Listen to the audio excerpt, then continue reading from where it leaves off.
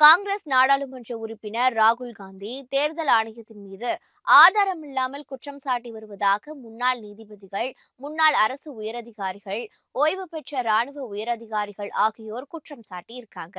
பீகார்ல வாக்காளர் பட்டியல் சிறப்பு தீவிர திருத்த பணி மேற்கொண்டது முதலே பாஜகவுடன் கூட்டு சேர்ந்து தேர்தல் ஆணையம் ஓட்டு திருட்டில் ஈடுபட்டு வருவதாக மக்களவை எதிர்க்கட்சித் தலைவரும் காங்கிரஸ் கட்சியின் எம்பியுமான ராகுல் காந்தி தொடர்ந்து குற்றம் சாட்டி வராரு. இதற்காக பீகாரில் வாக்காளர் அதிகார யாத்திரை என்ற பெயர்ல விழிப்புணர்வு பிரச்சார பயணத்தையும் மேற்கொண்டாரு.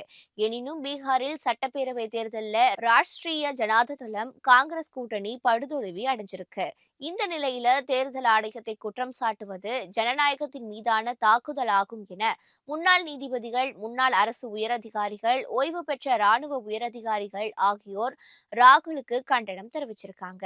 இது தொடர்பாக 16 முன்னாள் நீதிபதிகள், 123 முன்னாள் அரசு உயரதிகாரிகள், 133 முன்னாள் ராணுவ அதிகாரிகள் உட்பட 272 பேர் அடங்கிய குழுவினர் கையெழுத்திட்டு வெளிப்படையாக கடிதம் எழுதியிருக்காங்க. அந்த கடிதத்துல தேர்தல் ஆணையம் மீது ஆதாரமற்ற குற்றச்சாட்டுகள் சுமத்துவதை ராகுல் காந்தி நிறுத்திக் கொள்ள வேண்டும்னோ, இது அரசியல் சாசன அமைப்பின் செயல்பாடுகளை பலவீனப்படுத்தி விடும்னோ எச்சரிச்சிருக்காங்க.